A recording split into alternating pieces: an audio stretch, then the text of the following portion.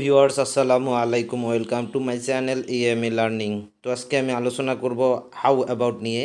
তো how about অর্থ কী এবং কিভাবে এটা সেন্টেন্সে ব্যবহার করা হয় এবং এটার স্ট্রাকচার কী এ নিয়ে আমি আলোচনা করব। তো দেখতেই থাকো।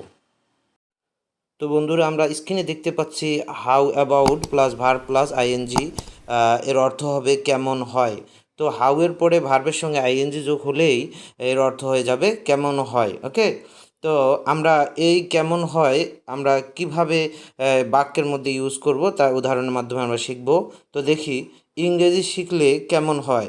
তো এর ইংরেজি হবে how about learning English. How about learning English. তো হাউ অ্যাবাউটের পরে ভার্বের সাথে আইএনজি লার্নিং, এরপরে ইংলিশ ব্যবহার করা হয়েছে। এরপরে আমরা দেখতে পাচ্ছি তাকে সাহায্য করলে কেমন হয়, তাহলে এখানে হবে how about helping him. How about helping him. How অ্যাবাউটের পরে ভার্বের সঙ্গে আইএনজি হয়েছে, এটা স্ট্রাকচারাল। ওকে, এরপরেই আমরা দেখতে পাচ্ছি এখন বাইরে গেলে কেমন হয়। তো এর ইংরেজি হবে how about going outside now. How about going outside নাও।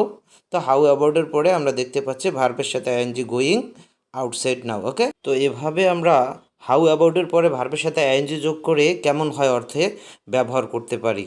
তো ইংরেজি শেখার জন্য সাথেই থাকো, ভালো থাকো, সুস্থ থাকো। আজ এ পর্যন্তই। আল্লাহ হাফেজ।